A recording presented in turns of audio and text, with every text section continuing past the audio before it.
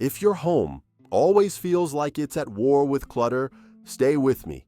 In just a few minutes, I'll show you the biggest organizing and storage mistakes that make any home feel chaotic, and, more importantly, how to fix each one in a simple, practical, and sustainable way.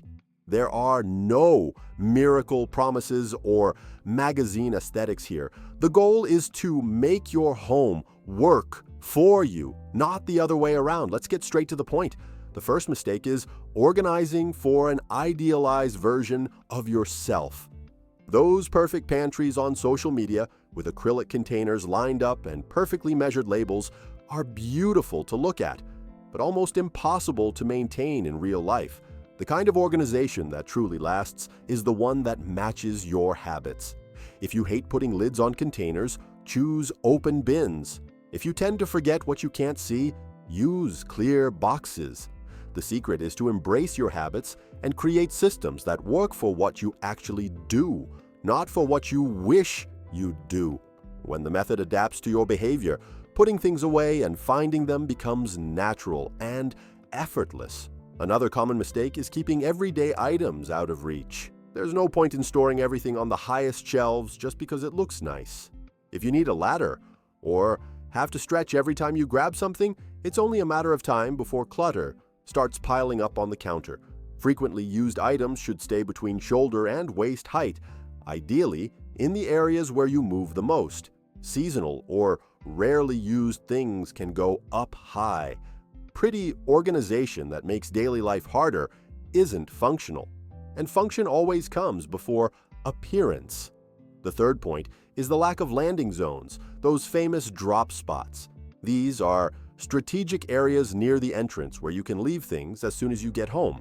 Keys, mail, wallet, backpack, glasses. A simple basket or tray there can work wonders.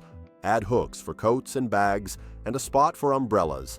The fewer steps between the door and the storage spot, the higher the chance things will actually go back to their place. You don't need a fancy entryway. A well-thought-out corner already changes the vibe. By the way, tell me, what's the item that always floats around your house and never has a home? Leave it in the comments. I read them all. Shoes also deserve attention. TV and social media show people putting shoes away in their bedrooms in front of the mirror, but in real life, the coming and going happens by the door. It makes much more sense to store shoes near the entrance.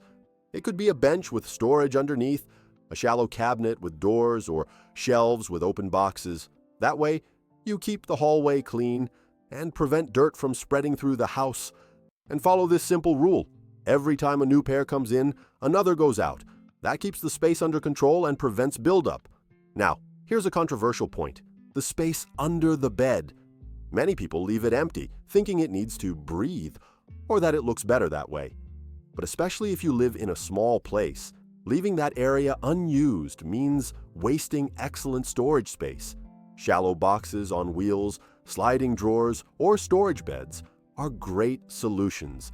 They can hold off-season clothes, extra sheets, smaller suitcases, or even Christmas decorations. Standardize the boxes, use large labels, and group by type. One side for winter clothes, another for bedding, for example. That way it's easy to find what you need without making a mess. Speaking of furniture, another mistake is choosing pieces that offer no storage. Multifunctional furniture is a blessing for anyone who values practicality. A coffee table with interior space can hold remotes and cables. An ottoman with a lid doubles as a seat and hides toys, blankets, and small items. Sofas with internal compartments solve the eternal pillow and blanket dilemma. Also, think about creating use kits. One box for tools and batteries, another for leisure items, another for office supplies. Everything grouped by theme, stored together, ready to go and come back without making a mess. Here's another golden tip: use your walls and vertical space. Most people only think about organizing what's on the floor, but walls hide precious square feet. Cabinets that go all the way up to the ceiling make the most of space without stealing floor area. The top shelves can store rarely used items. like that giant party pot or the baking tray that only comes out at Christmas. In small living rooms, floating shelves above the sofa or computer are a big help. In hallways, slim shelves 6 or 8 inches deep can hold books and boxes without getting in the way. Just make sure everything is securely fastened for safety. Now, the hidden villain, too many open shelves. They're great for displaying books, plants, and decor, but not for storing everything. When used as storage, they collect dust and create visual clutter. The secret is balance. Use part for things that are nice to see, and the rest for what needs to stay hidden. Store non-decorative items in closed cabinets, drawers, or baskets. Keep only the essentials visible, just enough to show personality, not enough to turn into chaos. If cleaning your shelves has become a marathon, that's a sign too much is out in the open. Speaking of forgotten spaces, doors are champions of wasted potential. The back of a door can become a super useful area. In the kitchen, use slim racks attached to cabinet doors to hold pot lids, paper rolls, or cleaning products. In bedrooms, the inside of the wardrobe door can have hooks for belts, scarves, or jewelry. In the office, light pegboards can hold cables, pens, and chargers. All of this stays hidden when the door closes, keeping the space visually clean and organized. Organizing isn't just about tidying up, it's about designing routines. The easier it is to put something away or grab it, the more sustainable the system becomes. If your method only works when you have time and patience, it's flawed. Create shortcuts, a box for papers to deal with, a cup by the door for coins and keys, a basket for items that go back to the bedroom. Establish micro-habits, 5 minutes of tidying before bed, 2 minutes to clear the counter after breakfast. Organization isn't a one-time event. It's light, ongoing maintenance. Another mistake is believing that storing well replaces decluttering. No system beats excess. From time to time, review entire categories: clothes, kitchen tools, beauty products, cables. Ask yourself, do I use this? Does it work? Do I have another one? Would I buy it again? If the answer is no, let it go. Do short 20-minute sessions, one drawer, one shelf, and you'll see space reappear. What category has grown the most without you noticing? Clothes, papers, toys, electronics? Pick one and tackle it slowly. The most common culprits are clothes and kitchen items. In the kitchen, small changes make a big difference. Drawer dividers keep cutlery in order. Stackable racks prevent tower piles of pots. Inner shelves make use of the cabinet's vertical space.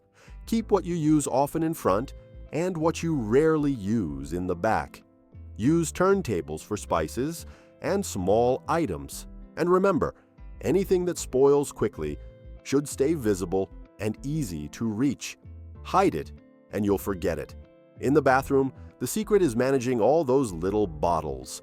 Open, transparent bins under the sink work wonders. Organize by category: face, hair, body, medicine. Big, clear labels help a lot. In the shower, corner shelves with drainage holes prevent mold and floor clutter and keep the cycle going. If it's empty, throw it away. If you don't use it, donate it. If it's expired, discard it. Kids' rooms need mess-proof systems. Flexible bins, low shelves, and picture labels work better than rigid systems.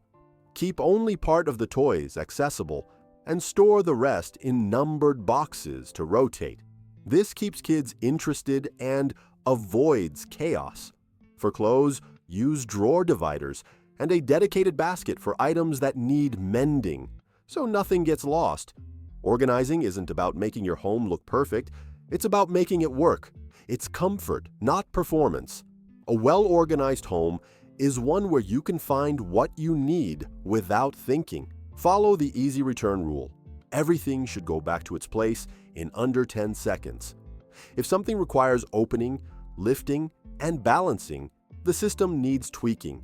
If one category keeps overflowing, reduce its volume or expand its space. That's not failure, it's the evolution of your system. Life changes, and your home has to keep up. Nothing is permanent. What matters is understanding the principles. Organize for the real person who lives there. Prioritize easy access. Use every inch, floor, walls, doors, and balance what's visible with what should stay hidden. When you do that, clutter loses its power, and your home starts working in your favor. Now I want to know, what simple change gave you the biggest result? A hook by the door, a tray in the kitchen, a box under the bed? Write it in the comments and share ideas, because organizing is much more about living better than looking perfect. A big hug, and see you soon.